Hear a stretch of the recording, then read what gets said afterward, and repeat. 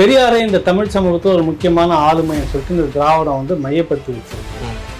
அதை நீங்க வந்து பிள்ளையார மாதிரி அதுவும் ஒரு பிள்ளையார் தான், கருப்பு பிள்ளையார்னு வச்சுருக்காங்க. அதை நீங்க கும்பிட்டுட்டு தான் எந்த காரியமும் செய்யணும் அப்படின்னு ஒரு ஐதீகம் உங்களுக்குள்ள வச்சிருக்காங்க. திராவிடத்தினுடைய சாமி எதுனாக்கா பெரியார். அப்பா அரசியல் இருந்தால் மகன் அரசியல் இருக்கணும்னு அவசியமா என்னன்னு கேட்டது யார்? ஷானவாஸ் கேட்டாரா, நீங்க கேட்டீங்களா, நான் கேட்டேன். உதயநிதி தானே கேட்டாரு.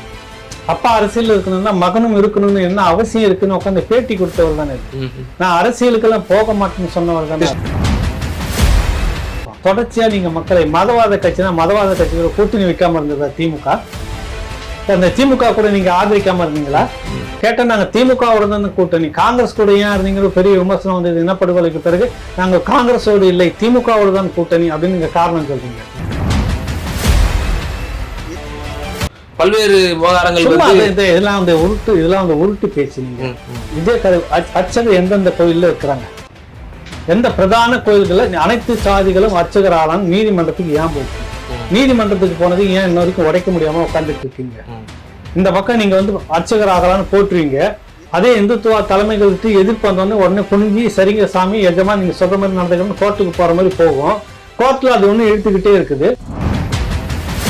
சாதியை ஒழிக்காத பக்கத்துல சாதி சமூகத்தை போட்டுக்கிட்டு இருக்கக்கூடிய வட மாநிலம் உள்ளிட்ட 7 மாநிலத்துல அட்டவணை பிரிவினரை சேர்ந்தவர்கள் வந்துட்டு முதலமைச்சர் உட்காந்துட்டு போயிட்டாங்க.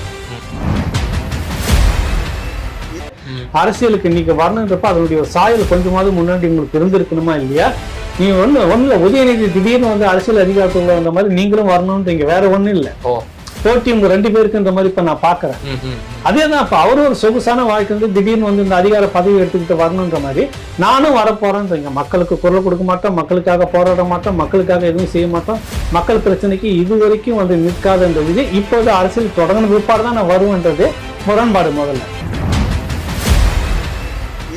திருமாவளவன் வெற்றி பெற்றால் பாராளுமன்றத்தில் தலித்துகளுக்கான குரல் ஒலிக்கும். ஏன் அவங்க திமுக இருக்கிற தலித்துக்கள்லாம் பேசினா ஈடுபடாத? அவங்கெல்லாம் வந்து சமூகத்துக்கான தலைவர்கள், சாதி இல்லை கிடையாது. அவங்க புரியுதில்ல. விஜயகாந்த் கட்சி தொடங்கிட்டாருன்னா தமிழ் இனத்தின் தலைவராக வந்துடுவாரு, சாதிக்கான தலைவராக வரமாட்டாங்க. கரெக்டுங்களா? பாட்டாளி மக்கள் கட்சி தொடங்கிட்டா மட்டும் வன்னியர் சங்கம், வன்னியர் கட்சி.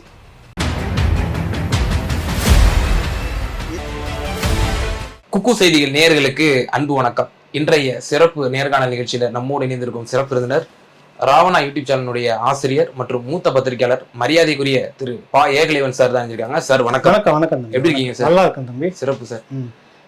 நடிகர் விஜய் அவர்கள் அவர் கட்சி துவங்கியது முதல் அவர் கொடி அறிமுகப்படுத்தியதிலிருந்து அவர் தமிழ் தேசியத்தை தான் அவர் முன்னிலைப்படுத்துகிறார், அவருடைய கொடி அந்த சித்தாந்தத்தை தான் வந்து முன்னிலைப்படுத்துகிறது அப்படியான ஒரு கருத்துருவாக்கம் வந்து தமிழ் தேசியத்தினுடைய ஆதரவாளர்களால் பேசப்பட்டு வந்தது விமர்சையாக.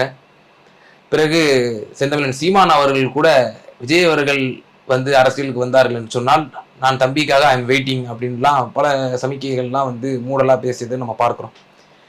இதனை அடுத்து ஒரு சர்ப்ரைஸ் தரும் விதமாக பெரியாரினுடைய பிறந்த தினத்தன்று பெரியார் திடலுக்கு சென்று அவருடைய அந்த உருவ சிலைக்கு மாலை அணிவித்து மரியாதை செலுத்தியது என்பது ஒரு கடும் விவாத பொருளாகியிருக்கு.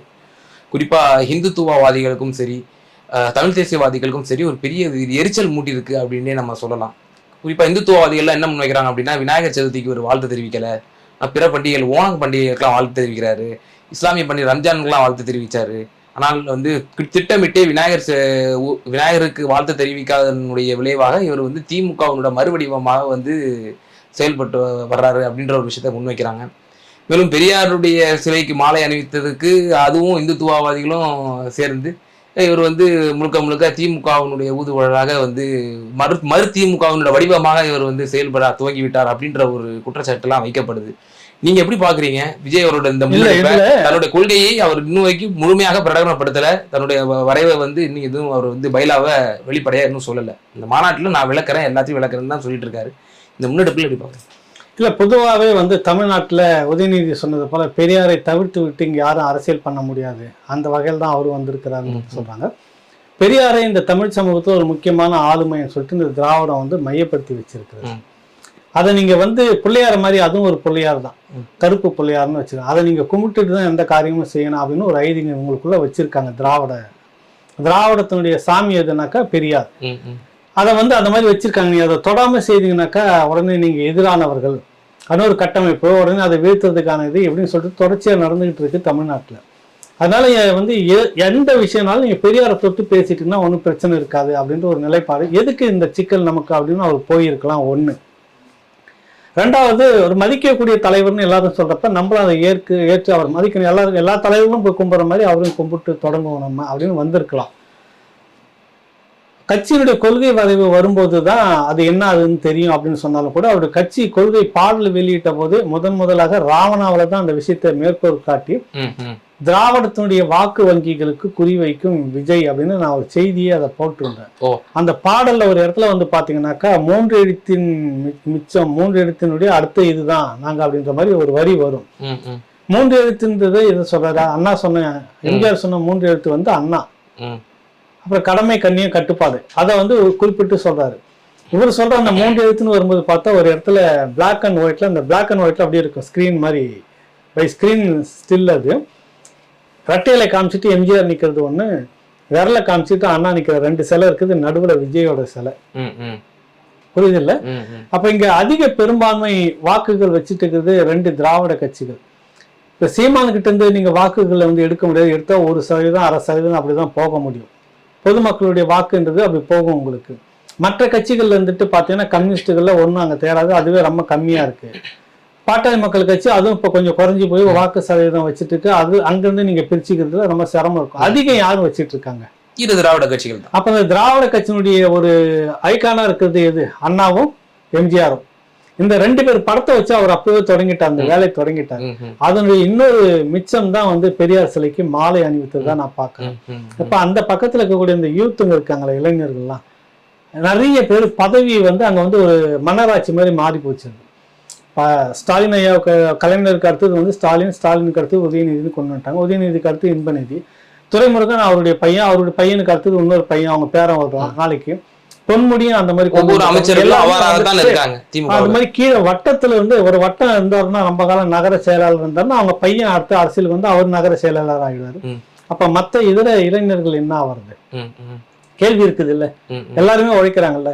அப்ப நமக்கு ஒரு மாற்று போக்கிடம் அப்படின்னாக்கா நீங்க சீமான் கிட்ட கொஞ்சம் பேர் திரும்புறாங்க, மீதி இருக்கிறது எல்லாமே பெரும்பாலும் வந்து அந்த பக்கம் திரும்புறதுக்கு ஒரு வாய்ப்பு இருக்கும்ல. அது ஒரு ஜனரஞ்சகமான கட்சி அப்படின்ற மாதிரி இருக்கு. சீமான் பக்கம் போனா நீங்க போராடணும் அப்படின்ற ஒரு பெரிய அளவுக்கு இருக்கிறப்ப பிரச்சனை இல்லாம நம்ம அங்க இருக்கும். விஜய் பக்கம் தாவறதுக்கு ஒரு வழி அங்க வருதா? இந்த கணக்கெல்லாம் வச்சு குறிப்பா திராவிட கட்சிகள் திமுக அதிமுக ஓட்டு வங்கிகளை உடைப்பதற்கான ஒரு சூழ்ச்சியாகத்தான் ஒரு பெரியார் சிலைக்கு போனதா நான் பாக்குறேன். கருத்தியலா உள்வாங்கிறதா என்னன்னு இனிமேதான் தெரியும். ஆக தொடக்கம் இவருக்கு ஒரு எண்ணம் இருக்கிறது. ஆனா அதே நேரத்துல வந்து பாத்தீங்கன்னாக்கா திராவிடத்தை போலதான் அவரும் வந்து அரசியல் செய்வாரு. சீமானை போல எதிர்த்து நின்று ஒரு அரசியல் செய்யறதுக்கான இது அவர்கிட்ட கிடையாது. இப்ப நீங்க பேசும்போது கூட ஒரு விஷயத்தை குறிப்பிட்டு இருந்தீங்க, இந்த வாரிசு அரசியலை பற்றியான ஒரு விஷயத்தை மேற்கோள் காட்டியிருந்தீங்க. இது சம்பந்தமாக நேற்று தினம் ஒரு தனியார் தொலைக்காட்சியில விடுதலை சிறுத்தைகளினுடைய எம்எல்ஏ ஆளூர் ஷானவாஸ் அவர்கள் குறிப்பிட்டிருந்தார். கலைஞர் அவர்களை பற்றி அவருடைய பிறந்த தினத்தன்று இந்த மாதிரி சோசியல் மீடியாக்கள்லாம் ட்ரெண்டிங் பண்றாங்க, அவரு சாராத பல விஷயங்களை வந்து திட்டமிட்டே வந்து அவதூறை வந்து பரப்புறாங்க. குறிப்பா இந்த வாரிசு அரசியலா இருக்கட்டும், அதே போல பல விவகாரங்களை வந்து அவர் விவரிச்சு சொல்றாரு. வாரிசு அரசியலை வந்து துவக்கியது வந்து கலைஞர் அவர்களா? அது ராஜாஜி தானே? சரி, சமகாலத்துல வந்து அவர் வாழ்ந்த காலத்திலே வந்து வேற யாருமே வாரிசு அரசியலை வந்து செய்யலையா?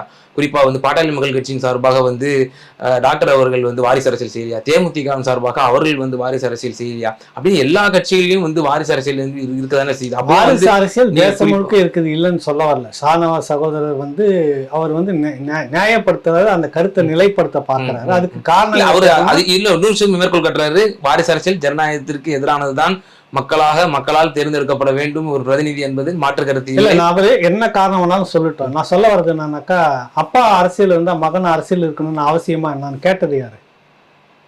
ஷானவாஸ் கேட்டாரா? நீங்க கேட்டீங்களா? நான் கேட்டேன். உதயநிதி தானே கேட்டாரு.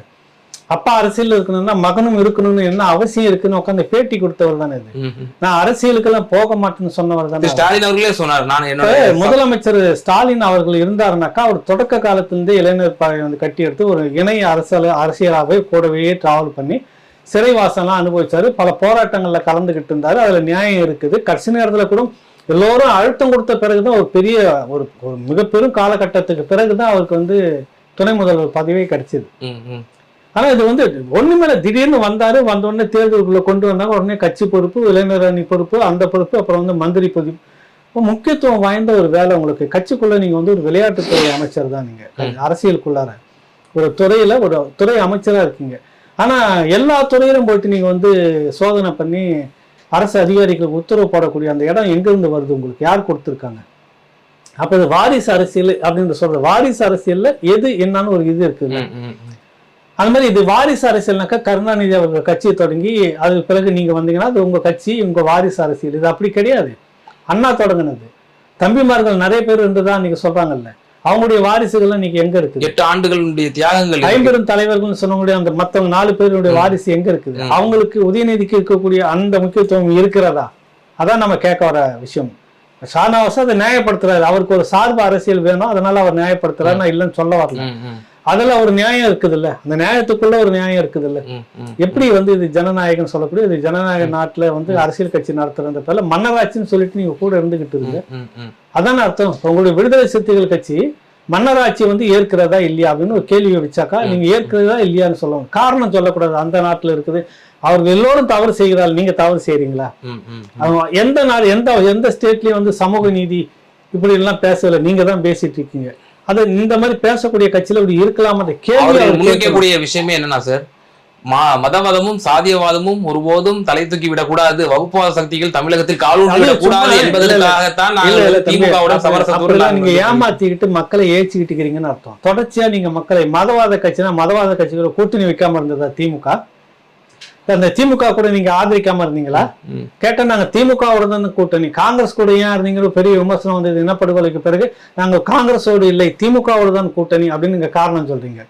அப்புறம் பாஜகவில் இருக்கலையா திமுக அப்படின்னப்ப திமுக பாஜகவோட இல்லை, நாங்க நேரடியா திமுக கூட தான் காரணம் சொல்றீங்க. சந்தில போய் நின்னுக்கிறீங்க அடிக்கடி. மதவாதத்தை திமுக வந்து எதிர்க்குதா? சொல்லுங்க, எங்க எதிர்த்து இருக்குது மதவாதத்தை திமுக? எங்க எதிர்க்குது? ஷானவாஸை நான் கேட்கறேன் நேரடியா. நீங்க சொன்னதெல்லாம் அந்த பேரை நான் பயன்படுத்துறேன். நேரடியா நான் சொல்றேன், வந்து பேசிட்டும் விவாதிக்கட்டும். திமுக மதவாதத்தை எதிர்க்கிறதுன்னு எங்கேயாவது சொல்ல சொல்லு. சாதிவாதத்தை எங்கேயாவது எதிர்க்கிறதுன்னு சொல்ல சொல்லுங்க. ப்ரூவ் பண்ணுங்க, சொல்லுங்க, நீங்க பேசுங்க. எங்கேயாவது ஒரு இடத்துல சாதியை பார்த்து ஓட்டு கொடுத்துட்டு இருக்குது, சாதியை பார்த்து வேட்பாளர் நிறுத்திட்டு இருக்குது. எங்க எந்த சாதி அதிகமா இருக்கிறதோ அந்த இடத்துல இருக்குது. அந்த சாதியவாதத்தை பேசக்கூடிய திமுகவுக்கு விடுதலை சிறுத்தைகள் நீங்களும் முட்டு கொடுத்துட்டு இருக்கிறீங்கன்னு என்ன அர்த்தம்? சொல்லுங்க. பிரதிநிதித்துவம் வேணும் அப்படின்றப்ப இஸ்லாமிய சமூகத்துக்கான பிரதிநிதித்துவம் என்ன இருக்காது? நீங்க பேசியிருக்கீங்களா? ஷானவாஸ் பேசியிருக்கிறாரா? திமுகல மொத்தம் எத்தனை பேர், எவ்வளவு சதவீதம் வாக்கு இருக்குது இஸ்லாமியருடைய வாக்கு, அதுக்குண்டான அங்கீகாரத்தை திமுக கொடுத்திருக்கிறதா? இந்த கேள்வி நீங்க கேட்கணுமா இல்லையா? நாடாளுமன்ற தொகுதி மொத்தம் 39 இடத்துல ஒரு இஸ்லாமியர் கூட நேரடியா நிக்க வைக்கலன்னு கேட்கறதுக்கான துணிவு இல்லை உங்களுக்கு. நீங்க வந்து பேசுறீங்க. கண்டிப்பா இதெல்லாம் வந்து விமர்சனங்கள் இருக்கு. திராவிட முன்னேற்ற கழகம் வந்து ஒரு அப்பழுக்கற்ற ஒரு இயக்கம் அல்ல, விமர்சனங்களும் உள்ளடக்கியதுதான். பவள விழாவை ஒட்டி அந்த விவாதத்தின் போது அவர் மற்ற சில வாதங்களும் முன்வைத்தார். இதே திராவிட முன்னேற்ற கழகம் தானே வந்து இந்த 57 ஆண்டு காலம் திராவிட முன்னேற்ற கழகத்தினுடைய ஒரு பங்களிப்பினுடைய விளைவாகத்தானே அனைத்து சாதியினரும் அர்ச்சகராக இருக்கட்டும் பல்வேறு விவகாரங்கள் இதெல்லாம் அந்த உருட்டு பேச்சு. நீங்க இதே அர்ச்சகர் எந்தெந்த கோயில்ல இருக்கிறாங்க? எந்த பிரதான கோயில்கள்ல அனைத்து சாதிகளும் அர்ச்சகர் ஆளான்னு நீதிமன்றத்துக்கு ஏன் போச்சு? நீதிமன்றத்துக்கு போனது ஏன் இன்ன வரைக்கும் உடைக்க முடியாம உட்காந்துட்டு இருக்கீங்க? இந்த பக்கம் நீங்க வந்து அர்ச்சகர் ஆகலான்னு போட்டுருவீங்க, அதே இந்துத்துவ தலைமைகளுக்கு எதிர்ப்பு வந்தோடனே உடனே குனிஞ்சி சரிங்க சாமி எஜமா நீங்க சொல்ற மாதிரி நடந்துக்கணும்னு கோர்ட்டுக்கு போற மாதிரி போகும். கோர்ட்ல அது ஒண்ணு இழுத்துக்கிட்டே இருக்குது. எந்தெந்த கோயில்ல பிரதான கோயில்கள்ல நான் அனைத்து சமூகத்தினரும் அர்ச்சகர் ஆகலாம் சொல்லுங்க. நீங்க எந்தெந்த கோயில் பட்டியல் எடுங்க, ஒரு வெள்ள அறிக்கை கொடுங்க, கேட்டுட்டு நீங்க சொல்லக்கூடிய விடுதலை சிறுத்தைகளோ ஷானவாஸோ கொண்டுட்டு வாங்க. எந்த கோயில்ல வந்து இருக்கிறாங்க சார்? இது 2000 ஆண்டு காலம் இல்ல நீங்க இந்த பேச்சு எல்லாம் சும்மா பேசி ஏமாத்திட்டு 2000 ஆண்டு காலம் எதுக்கு தான்? 2000 வரலாற்று முதல்ல படிச்சு தொலைங்க. எந்த காலகட்டத்திலும் இதெல்லாம் இருந்தது நீங்க பேசுங்க. 2000 ஆண்டு காலம் இருந்த அடிமைனாக்கா 2000 ஆண்டு காலம் சொல்லிட்டு இதே உங்களை மாதிரி உங்களுக்கு பின்னாடி வந்ததுதான் ஈழ மண்ணுல ஒரு பெரிய இயக்கம் வந்தது. ஒரு 35 ஆண்டு காலத்துல அங்க சாதியை பேசல, மதத்தை முன்படுத்தல, எல்லோரும் அந்த இனம் என்ற அடிப்படையில தமிழ் என்ற அரசியல் பண்ணியும் முடிஞ்சு போயிருக்குது வரலாறு. சரிதான்? நீங்க வந்து எத்தனை வருஷமா இருக்கீங்க அதிகாரத்துக்கு? வந்து கிட்டத்தட்ட 67 வரீங்க. இன்ன வரைக்கும் 2 திராவிட கட்சிகள் எல்லாம் ஒரே சிந்தனை தான் சொல்லிட்டு இருக்கீங்க. எங்களுக்கு 2000 ஆண்டுகள் இருந்தது, இன்னும் ஒரு 100 ஆண்டுகளாவது ஆகணும். என்ன கதைலாம் அது? சாத்தியப்படுத்துறது எப்படி சாத்தியப்படுத்தலாம்? சனாதானம் எங்க இருந்துச்சு? இப்ப நீங்க அதை பேசிட்டு ஒரு அரசியல் பண்றீங்களா? நீங்க தானே இடைப்பட்ட சாதிகள், நீங்க தானே சனாதனத்தினுடைய உச்சமா இருந்துட்டு இதெல்லாம் தடுத்துக்கிட்டு இருக்கீங்க. கேட்டிருக்க வேணுமா வேணாமா? சித்தைகளும் ஷானவாசும் சொல்லுங்க. அதை 2000 ஆண்டுகளாக இருந்தது. 6ஆம் நூற்றாண்டுகளுக்கு முன்னாடி எப்படி இருந்தது? 13ஆம் நூற்றாண்டு விஜயநகர பேரரசு படையெடுப்புக்கு பிறகு எப்படி இருந்தது? அதுக்கு பிறகு என்னெல்லாம் ஆனது? எப்ப ஆரியம் உள்ள வந்து அதுக்குள்ள தலைமை எடுத்துக்கிட்டது? அதுக்கு முன்னாடி இந்த சமூகம் எப்படி இருந்தது? உலகத்தினுடைய பொதுமறை, உலகத்தினுடைய பொது தத்துவம் சொல்றாங்கல்ல, பொது உடைமைன்னு சொல்லக்கூடியது, கம்யூனிசம் எல்லாமே ரஷ்யாவுடைய லெனினிசம், மார்க்ஸ் ஏங்கல்ஸ்ன்னு பேசுறாங்கல்ல, அதுக்கு 1000 வருஷத்துக்கு முன்னாடியே வந்து பேசிட்டாங்க. யாதும் ஊரே யாவரும் கேள்வி, பகுத்துண்டு பல்லுயிர் ஓம்புதல் நூலோர் தொகுத்தவற்றுள் எல்லாம் தலை. பொது உடைமை கருத்து தானே இது. இங்க எது பேசாம இருந்தது சொல்லுங்க. நீங்க ஏதோ வந்து 2000 வருஷமாக இருந்தது. இடையில நீங்க வந்து இன்ன வரைக்கும் தடுத்து மறிச்சுக்கிட்டு இருக்கீங்க. இல்லைன்னா இந்த தமிழ் சமூகம் என்னைக்கே மேல வந்திருக்கும். நீங்க முட்டு கொடுத்து வாழறீங்க. அதனால இந்த வார்த்தைகள்லாம் இப்போ ஒரு வாதங்கள் வைக்கப்படுது தமிழ் தேசிய ஆதரவாளர்களால. அதாவது பெரியார் தான் எங்களுக்கு வந்து எல்லாமே செய்தாரா, அது எப்படி நாங்கள் பெரியாரும் அப்படின்னு சொல்லுங்க. பல சீர்திருத்தவாதிகள் எங்கள் தமிழ் சமூகத்திலேயே எங்களுடைய முன்னோர்களே வந்து இருந்திருக்கிறார்கள். பெரியாரும் ஒரு சீர்திருத்தவாதி என்று நாங்கள் ஏற்றுக்கொள்கிறோம் சொல்லி சீமான் போன்றவர்கள் எல்லாம் வந்து சொல்லிட்டு வரத இந்த கருத்தை 2007-8 இருந்தே நான் எழுதிக்கிட்டு இருக்கிறேன்.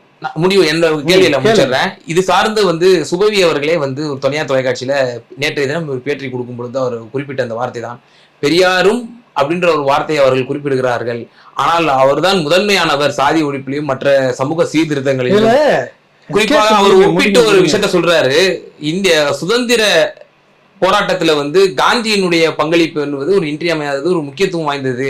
அதுல வந்து நீங்க காந்தியும் அப்படின்னு சொன்னா அது எவ்வளவு அபத்தமான வாதமோ அது போலதான் பெரியாரும் அப்படின்னு சொன்னா அது ஒரு அபத்தமான வாதம் சொல்லி சுபவி அவர்கள் ஒரு ஒப்பிட்டு சொல்றாரு. எப்படி பாக்குறீங்க? அவர் கருத்தை நான் மறுக்கிறேன். ஐயா வந்து கருத்தை மறுக்கிறேன். அவர்கிட்ட படித்த பிள்ளைங்க தான் நாங்க. அவர் சொல்ல கேட்டு அரசியல் கத்துக்கிட்ட பேசணும் படிச்சதுல நம்ம பார்த்தவங்க தான் நாங்க. இல்லைன்னு மறுக்கல. காந்தியும் ஒருவர் தான். நேதாஜி இருந்தார், சுகதேவ் இருந்தாங்க, பகத்சிங் இருந்தாங்க. வீறு கொண்ட ஒரு போராட்டம் இருந்தது. காந்தி தலைமையில் ஒரு பேர் இயக்கமாக இருந்தது. எல்லோருடைய இதுவும் இருந்தது. காந்தி ஐகானாக பயன்படுத்தப்பட்டார். காரணம் காங்கிரஸ் அதிகாரத்தில் வந்ததா. மற்றவங்க எல்லாம் இருட்டடிப்பு பண்ணப்பட்டாங்க. இங்க நீங்க அதிகாரத்துக்கு வந்தீங்க, பெரியார் மட்டுமே ஐகானா வச்சுங்க, அதனால மற்றவங்களை இருட்டடிப்பு பண்ணன்னு நாங்க சொல்ல வரோம். இப்பவும் சொல்ல வரோம். பெரியாரை வந்து நான் 2007-8 அந்த காலகட்டத்தில் இதை பத்தியான தனித்தனி கட்டுரை முகநூல்ல நான் எழுதியிருக்கிறேன். சொல்லக்கூடிய ஒவ்வொரு விஷயத்தையும் நான் மறுத்திருந்தேன். பெரியார் அவர்களை மதிக்கிறோம், போற்றுகிறோம், இல்லைன்னு நம்ம யாரும் சொல்லல. அவரும் செய்தார் அப்படின்னு தான் நம்ம சொல்ல வரோம். லட்சுமண ஐயர்னு சொல்லிட்டு சமீபத்தில் ஒரு இது நான் ஆய்வு பண்ணி கோபிச்செட்டிப்பாளையத்திலிருந்து எடுத்து வந்து முகநூலில் போட்டிருக்கேன். பாருங்க, 1000 பெரியாருக்கு சமம் ஒரு லட்சுமண ஐயர்னு போட்டிருங்க. அதுக்கு பதில் சொல்ல முடியுமா உங்களால? கேட்டா நீங்க பார்ப்பான்னு சொல்லிட்டு போயிடுவீங்க. பெரியார் பேசிக்கிட்டு இருந்தாரு, சாதி ஒழிப்புன்னு பேசிட்டு இருந்தா நிதியை சேர்த்தாரு. நிதியை சேர்த்து அந்த ஒடுக்கப்பட்ட மக்களுக்கு பள்ளிக்கூடம் எங்கன்னா கட்டி இதுதான் ஒரு உதாரணம் இப்ப செய்யணும்னு எங்கேயாவது நீங்க பேசியிருக்கீங்களா? செயல்பட்டு இருக்கீங்களா? சொல்லுங்க, எங்கேயாவது பேசி செயல்பட்டு இருக்கீங்களா? இது ஒரு இடத்துலயாவது.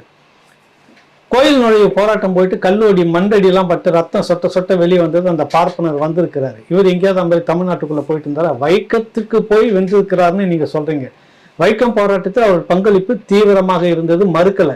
அந்த போராட்டத்தை முன்னெடுத்தது, நடத்தியது முழுக்க காங்கிரஸ். காங்கிரஸ் தரப்புல அங்க இருக்கக்கூடியவங்க எல்லாருமே கைது பண்ணி சமஸ்தானம் உள்ள வச்சிருச்சு, திருவிதாங்கூர் சமஸ்தானம். அடுத்த அடிகளுக்கு கூட பெரிய காங்கிரஸ் இயக்குனர் சென்னை ராஜதானி காங்கிரஸ் கட்சி தலைவர் ஈவே ராமசாமி நாயக்கர். அந்த நாயக்கருக்கு தான் அழைப்பு வருது. காங்கிரஸ் கட்சி தலைவராகத்தான் போய் எடுக்கிறாரு. பிறகு மனசபை ஆன பிற்பாடும் கூட விலகி அதை கண்டினியூ பண்றாரு. சிறை இருந்தார் இல்லைன்னு சொல்ல. ஆனால் கூட்டு போராட்டம் காங்கிரஸ் முன்னெடுத்தது. காங்கிரஸ் தலைவராக ஈவே ராமசாமி நாயக்கருங்கிற பேர்ல தான் கலந்துக்கிறாரு. பெரியார் பின்னாடி தான் அவனுக்கு பட்டம் வருது. சரி, அங்க நடத்தினீங்களே தமிழ்நாட்டில் இத்தனை கோயில்கள் இருந்து எங்கேயாவது ஒரு கோயில்ல இந்த மாதிரியான தொடர் போராட்டம் நீங்க நடத்திருக்கீங்களா? ஏன் நடத்தல? இந்த கேள்வி ரங்கராஜ் பாண்டே அவர்கள் ஆசிரியர் வீரமணிட்ட இந்த கேள்வியை முன்வைத்தார் 10 ஆண்டுகளுக்கு முன்னதாக ஒரு பரபரப்பான அந்த ஒரு விவாதத்துல. அதுக்கு ஐயா வீரமணி அவர்கள் இந்த இதுதான் பதில் சொல்றாரு. அனைத்து சாதியினரும் அர்ச்சகராகலாம் விடுதலை, அது அந்த சமூகத்திற்கான விடுதலையே அதுதான் அப்படின்ற விஷயம். அது வந்து கோயில போய் அர்ச்சகராயிட்டா விடுதலை வந்துருது அவங்களுக்கு. சார், இப்போ supreme commander of armed forces ஒரு ஜனாதிபதியே ஒரு கோவிலுக்குள்ள நுழைய விடாது. இங்க அதிகாரம் யாருக்கிட்ட இருக்கு தம்பி? நான் ஒரே கேள்வி கேட்கிறேன். அதிகாரம் யார்கிட்ட இருக்குது? திமுக பேசிதானே நீங்க வந்தீங்க. பெரியாரை விட்டுட்டு, பெரியார நடுத்தருவில் விட்டுட்டு நீங்க ஏன் வந்தீங்க? தம்பிமார்கள் ஏன் வந்தீங்க? அதிகாரம் கையில இருந்தாதான் எதையும் செய்ய முடியும். அவங்க கூட அப்படியே பேசிட்டு உட்காந்துட்டு இருக்க முடியாது. போப்பா வேலையை பாருந்தானே வந்து 49ல திமுகவை தொடங்குனீங்க. அதிகாரத்துக்கு வந்தீங்கல்ல, அதிகாரம் இங்க இல்ல டெல்லியில இருக்குது அப்படின்னு சொல்லிட்டு நாடாளுமன்ற உறுப்பினரை வாங்கிட்டு போனீங்க. வேற என்ன அதிகாரம் உங்களுக்கு வேணும்? இந்த கோயில்ல வந்து இந்த மாதிரியான விஷயங்கள் ஒரு உத்தரவு போட்டு செய்ய முடியல, அவங்களாம் வந்து மேல போறாங்கன்னா அதை மீறி உங்களால செய்ய முடியாத அதிகாரம் எது கேட்டா ஆரிய அதிகாரம் வந்து மையம் கொண்டு இருக்குது. இன்னும் எத்தனை காலம் இதையே சொல்லி நீங்க பேசிட்டு இருக்க போறீங்க? உங்களுக்கு முன்னாடி கேரளாவில முதல் அனைத்து சமூகத்தினரும் அர்ச்சகர் அவன் வந்து ஆர்டர் போட்ட பிற்பாடு தான் நீங்க துடிச்சிங்க. அசிங்கமா போச்சு உங்களுக்குன்னு சொல்லுவாங்க. இந்த பிள்ளைங்க எல்லாம் சார் அசிங்கமா போச்சு குமார்ன்றாங்கல்ல. கம்யூனிஸ்ட் கட்சி முதல்ல போட்டாங்க, பிரணாய் முதல்ல போட்ட உடனே வைகோ வந்து அவசரப்பட்டு ஒரு அறிக்கை டக்குன்னு வந்தது தெரியுமா? ஈவே ராமசாமி நாயக்கர் முன்னெடுத்த வைக்கம் போராட்டத்தினுடைய மிச்சம் தான் இது அப்படி இப்படின்னு பெருசா விட்டாரு டைலாக். ஏன்னா நாயக்கர்னு கொண்டு சுருக்கிற சாதியை பார்த்து போடுற நீ அப்படின்னு எல்லாமே எதிர்ப்பு தெரிந்தோன்னே எங்க அட்மின் வந்து பண்ணிட்டாரு, எனக்கு தெரியாம நடந்து போச்சுன்னு பின்வாங்குறீங்க. அது வேற விஷயம். அங்க முடிஞ்சது இங்க ஏன் முடியலன்னு தான் நான் கேள்வி கேட்கறேன். இதுக்கு நீங்க சொல்லக்கூடிய காரணம் இதுவாக இல்லை. அங்க முடிஞ்சது இல்லை, ஒரே இந்தியாவுக்குள்ள தானே சமஸ்தானம் அங்க இருக்குது. அங்க சாத்தியம்னா இங்க நீங்க நடத்தி இருக்கணுமா இல்லையா? அதுதான் கேள்வி. அனைத்து அர்ச்சகராமா அதுவும் உங்களுக்கு முன்னாடி கேரளா பண்ணிட்டு போச்சு. கேரளா பண்ண பிற்பாடு நீங்க அசிங்கப்பட்டுக்கிட்டு கருணாநிதி இருக்கிறப்ப கொண்டு வந்தாரு, நடைமுறைப்படுத்தல, அதை பண்றவங்கள அப்படியே விட்டுட்டீங்க. நாங்க தான் முதல்ல சொன்னோம். அவன் ஆர்டர் போட்டு சத்தம் இல்லாம நடத்திட்டு போயிட்டே இருக்கிறாங்க. நீங்க இவ்வளவு சமூக நீதி பேசுங்க, சாதி வழி பேசுங்க, இங்க ஏன் உங்களுக்கு இவ்வளவு சிக்கல் வருது? கேரளாவில் ஏன் வரல சொல்லுங்க. சரி, சாதியை ஒழிச்சீங்க. உங்க இடத்துல ஒன்னும் ஒரு ஒடுக்கப்பட்ட சமூகத்தை திருமாவளவன் சமீபத்தில் ஒழித்தோம் என்ற அந்த ஒரு வார்த்தை பிரயோகத்தை திராவிட முன்னேற்ற கழகமோ திகாவோ எந்த இடத்துலயும் வந்து உபயோகப்படுத்திய மாதிரி என்னுடைய சிற்றறிவுக்கு உட்பட்டு நான் சாதியை அடிச்சு நொறுக்கணும் நாங்கன்னு பேசுறாங்க தெரியுமா உங்களுக்கு? பேசியிருக்காங்க. பெரியார் சாதிக்கு எதிராக எல்லாம் செய்தாரு, முழுசும் முடியல அப்படின்னு ஒரு சமயத்துல டயலாக் விடுவாங்க. சரி முடியல, நீங்க வந்து நாங்க உடைக்கிறோம், அதை ஒடுக்கப்பட்ட சமூகத்தை சேர்ந்த ஒருத்தர் முதலமைச்சரா வரணும், ஏன் செய்யல? இன்ன வரைக்கும் ஏன் செய்யல? யார் வந்து உங்களை தடுத்தாங்க? யாருன்னா ஆரியர் பார்ப்பனர் வந்து தடுத்தாரா? லட்சுமண ஐயர்னு ஒரு பாடத்தை நான் சொல்லியிருந்தேன் உங்களுக்கு, கோபிச்செட்டிப்பாளையம். அவர் செய்ததுல ஒரு பங்கு கூட நீங்க செய்யலையே. அவர் வீட்லயும் போய் பெரியார் உட்கார்ந்து இருக்கிறாரு. அவர்கிட்ட அங்க சாப்பிட்டுட்டு அந்த ஊர்ல கடவுள் மறுப்பு பார்ப்பன எதிர்ப்பு கூட்டத்தை நடத்திட்டு வந்திருக்கிறாரு. ஒன்ன மாதிரிலாம் என்னால செய்ய முடியாது. அவர் வீட்டு வரைக்கும் ஒடுக்கப்பட்ட மக்களை தான் வந்து வேலைக்கு வச்சுக்கிட்டு இருந்தாரு, எல்லாத்துக்கும் வச்சிருந்தாரு, துணையா வச்சுக்கிட்டு இருந்தாரு. அந்த காலத்துல அதெல்லாம் சாத்தியமே இல்லை. சாத்தியத்தை உடைச்சவர் அவரு. நீங்க செய்யலையா? அதை நீங்க செய்யவே இல்லையே. சாதியை ஒழிச்சனாக்கா எங்க இப்ப இந்தியாவுக்குள்ளார சாதி பேரை பக்கத்துல போட்டுக்கிறது தான் எல்லா மாநிலத்திலுமே இருக்கணும். ரெட்டி தவிர்த்து தமிழ்நாடு பெரிய நீங்க புரட்சி பண்ணிட்டீங்க. இது ஒரு புரட்சி. சாதியை மறைச்சுக்கிட்டு உள்ள வந்து நுழைஞ்சுக்கிட்டு தமிழ் எல்லாமே ஏய்க்கிறதுக்கு பேரு புரட்சி இல்ல.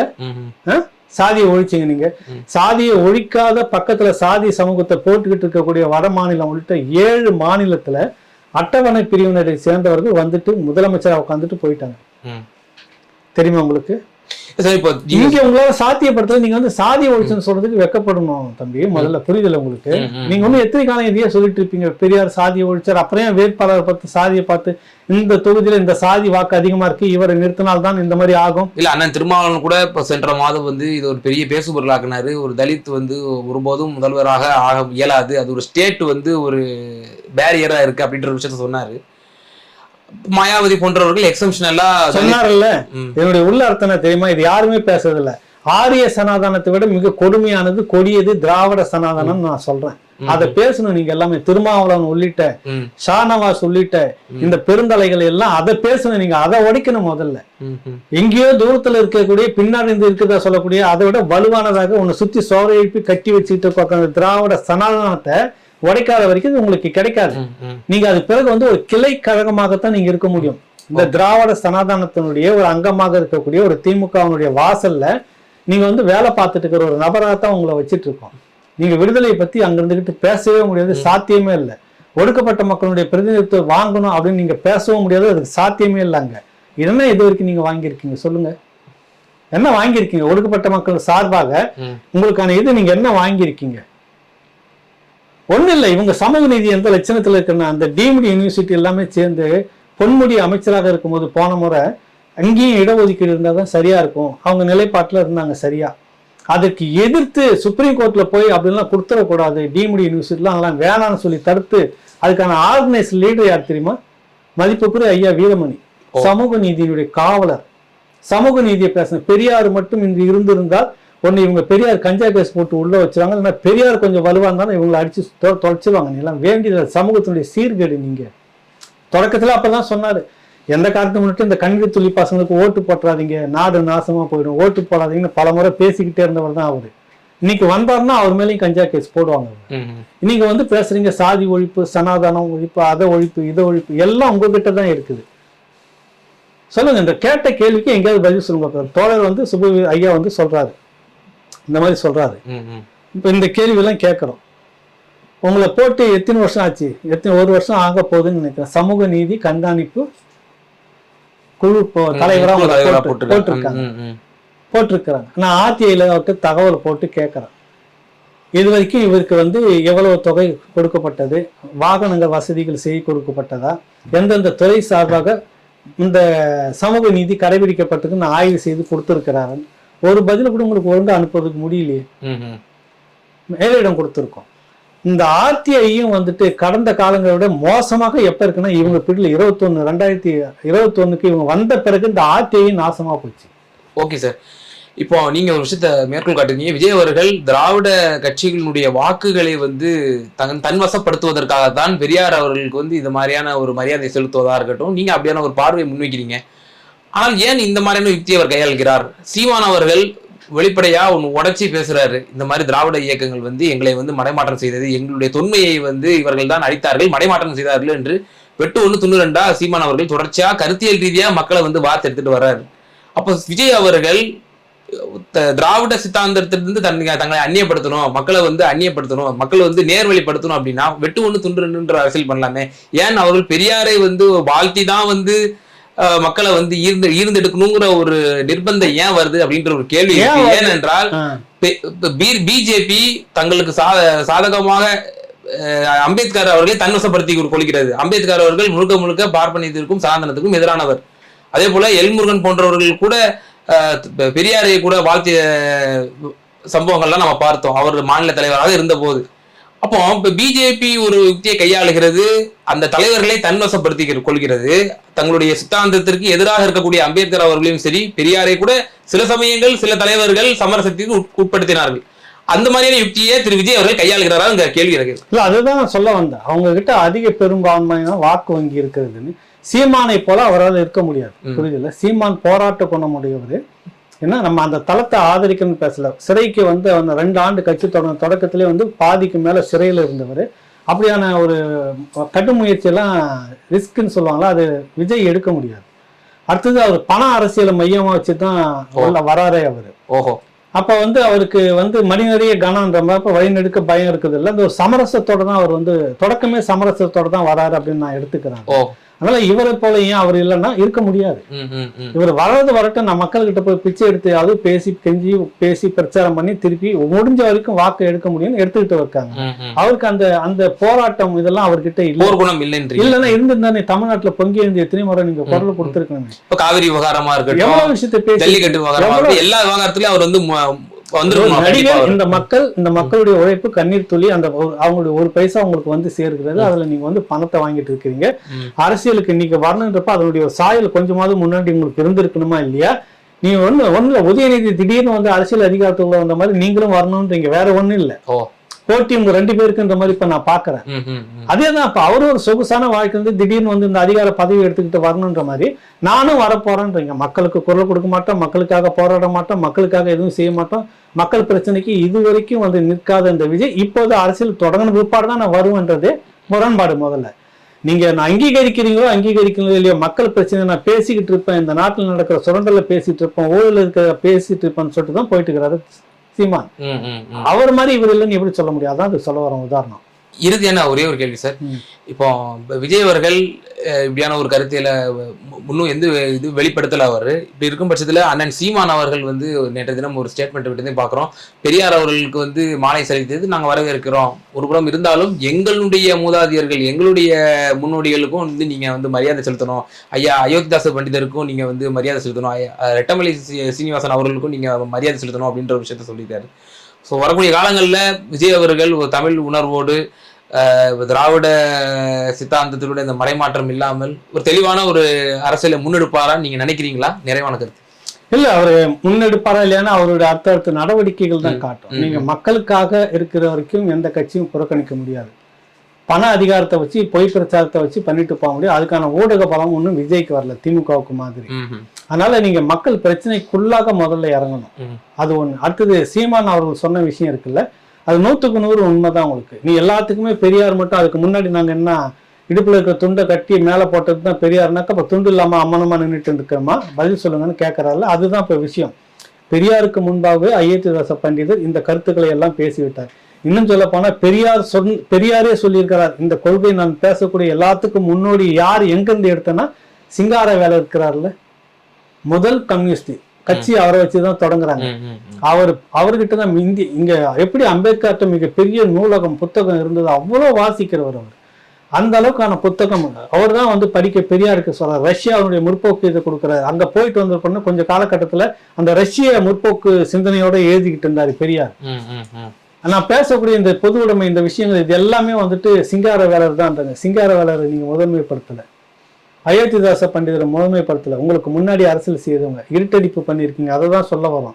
இந்த பக்கம் எடுத்தீங்கன்னாக்கா, தெற்கு எடுத்துட்டீங்கன்னா உங்களுக்கு வந்து தேசியம் முழுக்க வந்து பேசிக்கிட்டு ஐயா தேவர் இருக்கிறாரு, அவர் பேசுறாரு, ஒடுக்கப்பட்ட மக்களுக்கு தன்னுடைய இடங்களை எல்லாம் கொடுத்து அதிகாரத்துல நீங்க இருங்க அப்படின்னு சொல்லிட்டு இருந்தப்போ சாதி தலைவரா நீங்க மாத்தி வச்சிருக்கீங்க.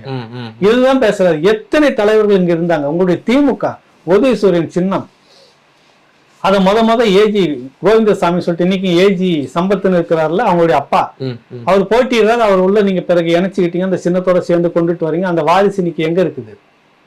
எத்தனை தலைவர்கள் தமிழ் சமூகத்துல நீங்க வந்து இருட்டடிப்பு பண்ணிருக்கீங்க.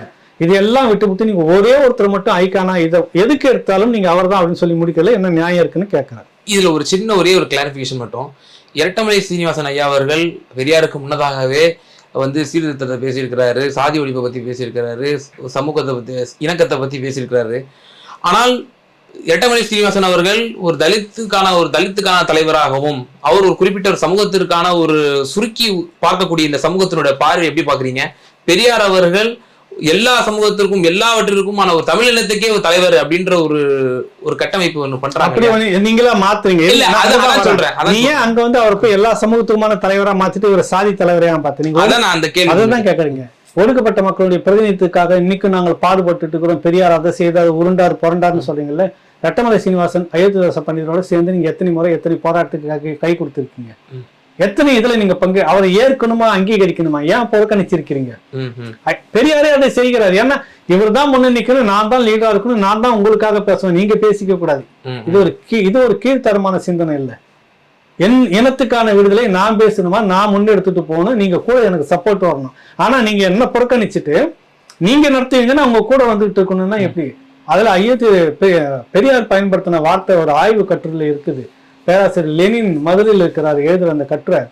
ஸ்டாலின் ராஜா நினைக்கிறார், அவர் எழுதுன அந்த கட்டுரையில அயோத்திதாச பண்டிதரை பெரியார் வந்து புறக்கணிக்கிற நிலையில ஏற்கவே இல்லை. அதாவது வசதியான இல்லை, ஒடுக்கப்பட்ட இன்னும் இப்படி வசதியா ஒன்றும் எட்டாதவர்களுக்காகத்தான் நான் போராடுகிறேன், அந்த போர்வையை போத்திக்கிட்டாரு பெரியார். எப்படிப்பட்ட ஆளுன்னு பாருங்க. நீ உண்மையிலே அந்த மக்களுக்கான விடுதலைக்காக நீ அழுகுற கண்ணீர் சிந்துறன்னா அந்த பிரதிநிதிகளோட சேர்ந்து நீங்க இன்னும் பக்கபலமா மாத்தி இருக்கணும், மிக பெரும் ஒரு தோலா நின்று இருக்கணுமா இல்லையா? ஆனா நான் தான் பேசிக்கிட்டு இருப்பேன், அவங்கள கண்டிக்கவே மாட்டேன் அப்படின்னா அது என்ன வகையான ஒடுக்கப்பட்ட மக்களுடைய விடுதலை? எனக்கு இதுக்கு பதில் நீங்க இது வரைக்கும் சொல்லவே இல்லை யாருமே. அதான் சார், இப்போ ஒரு தலித்துனுடைய தலைவரா இருக்காரு அப்படின்னா அவர் அந்த சமூகத்தை சார்ந்த ஒரு தலைவராக அதான் கேக்குறீங்க. ஆனால் ஒரு ஒரு ஆதிக்க சாதி உடையவராக பின்புலமாக இருந்தார் என்று சொன்னால் அவர் வந்து ஒரு ஒட்டுமொத்தத்தினுடைய சமூகத்திற்கான தலைவராக வந்து இந்த சமூகம் வந்து ஒரு பிம்பத்தை கட்டமைக்குது இல்லையா? அதோட உள்ளரசியல் தான் நான் அதான் திராவிடத்தினுடைய மையமே அங்கதான் இருக்குது. நீங்க சின்ன மேலும் அந்த சமூகத்துல வந்தாருன்னா அவர் தமிழினத்தின் மொத்த தலைவர், 3 தமிழுக்குமான தலைவர் நீங்க மாத்துறீங்க. அதுல வந்து வைகோ வந்துட்டாருன்னா அவர் தமிழினத்தின் தலைவர். அவர் வந்து நாயுடு சமூகத்துக்காக முக்கியத்துவம் கொடுக்குறவங்கள, நாயுடு சமூகத்தினுடைய சங்கங்கள்ல போய் கலந்துக்குவாங்க. நிறைய பேர் திமுக அமைச்சரவையிலும் இருக்கிறாங்க. ரெட்டியார் சமூகத்தினுடைய மாநாட்டுல போய் எல்லாம் அமைச்சர்கள் இருந்துக்குவாங்க, திமுக அமைச்சர் இருக்காங்க. KKSSR நிறைய பேர் நீங்க பார்த்துருக்கீங்க அந்த படத்தெல்லாம். அவங்க எல்லாம் வந்து சமூகத்துக்கான தலைவர்கள், சாதி இல்ல கிடையாது. அவங்க புரியுதில்ல. விஜயகாந்த் கட்சி தொடங்கிட்டாருன்னா தமிழினத்தின் தலைவராக வந்துருவாரு, சாதிக்கான தலைவரா வரமாட்டாரு. கரெக்டுங்களா? பாட்டாளி மக்கள் கட்சி தொடங்கிட்டா மட்டும் வன்னியர் சங்கம், வன்னியர் கட்சி. திருமாவளவன் தொடங்கிட்டாருன்னா தலித் கட்சி. இன்னைக்கு பாக்குறீங்களா, இந்த புத்தி தான் அன்று பெரியார் இருந்த போதும் நடந்ததுன்னு நான் சொல்ல வரேன். புரியுது இல்ல? மாற்று கருத்தே இல்லை. இங்கெல்லாம் பாக்குறீங்க, நீங்க ஏன் பாட்டாளி மக்கள் கட்சி எல்லாத்துக்குமான கட்சியை பார்க்கணும்? அதை தொடங்குறப்ப எல்லா கட்சி சமூகத்தும் உள்வாங்கிட்டு இருந்துச்சு. ஆனா நீங்க என்ன முத்திர குத்துனீங்க? அது வன்னியர் கட்சி. திருமாவளவன் இன்ன வரைக்கும் பாராளுமன்றத்துல எல்லா சமூகத்துக்குமான குரலை தான் ஒழிச்சிட்டு இருக்கிறாரு. ஆனா சுபவீர பாண்டியன் சொல்றாரு, திருமாவளவன் வெற்றி பெற்றால் பாராளுமன்றத்தில் தலித்துகளுக்கான குரல் ஒலிக்கும். ஏன் அவங்க திமுக இருக்கிற தலித்துக்கள்லாம் பேசினா ஈடுபடாதா? திருமாவளவன் பேசணும். திருமாவளவன் நீங்க எப்படி ஐக்கான் படுத்துறீங்க ஒரு தலித் தலைவராக? ஒரு சுருக்கிய அப்ப உங்களுக்கு அதான் அந்த திராவிடத்தை மையம் வச்சு வரவங்க எல்லாருமே பொது தலைவராக வந்துருவாங்க. தமிழ் இனத்துக்கும் இந்த ஒடுக்கப்பட்ட மக்களுக்கும் பிரதிநிதித்துவமா சொல்லி யாருன்னா வராங்கனாக்கா தலித் தலைவர், வன்னியர் சங்க தலைவர், தேவர் சங்க ஆள், அவர் வந்து நாடார் சங்க ஆளு. ஏன் இது வந்து விஜயகாந்துக்கு வரல, வைகோவுக்கு வரல, கலைஞருக்கு வரல, ஸ்டாலினுக்கு வரல? ஏன் வரல சொல்லுங்க? இவர்களெல்லாம் பொது தலைவராக எப்படி வரல? ஆனால் மாநாட்டுல நீங்க போய் கலந்துகிட்டு உங்க சாதி சம்பந்தமான விஷயத்த நாயுடு சங்க சாதியில பேசிருக்கீங்க, ரெட்டியார் சங்க சாதியில பேசிருக்கீங்க. நீங்க பொது தலைவர் அப்படின்றப்ப இந்த தமிழ் இனத்துக்குள்ள இருக்கிற இவங்க எப்படி சாதி தலைவராக போயிடுவாங்க? ஓகே, பல்வேறு விவகாரங்கள்ல இந்த திராவிட இயக்கங்களுடைய இந்த பல வரலாறுகளை ஒட்டி இவர்கள் எப்படி எல்லாம் வந்து ஒரு தங்களை வந்து பொது தலைவர்களாகவும் தமிழினத்தினுடைய முன்னோடிகளை எப்படியெல்லாம் இவர்கள் இருட்டடிப்பு செய்திருக்கிறார்கள், தங்களை முன்னிலைப்படுத்துவதற்காக இவர்கள் எல்லாம் மறைமாற்றம் செய்திருக்கிறார்கள் எங்களோட முன்னோடிகளே அப்படின்னு சொல்லி பல வரலாற்று சான்றுகளோடு எங்க நேயர்களுக்கு ரொம்ப தெளிவா விளக்கியமைக்கு மிகுந்த நன்றிகள் ஐயா. நன்றி, வணக்கம்.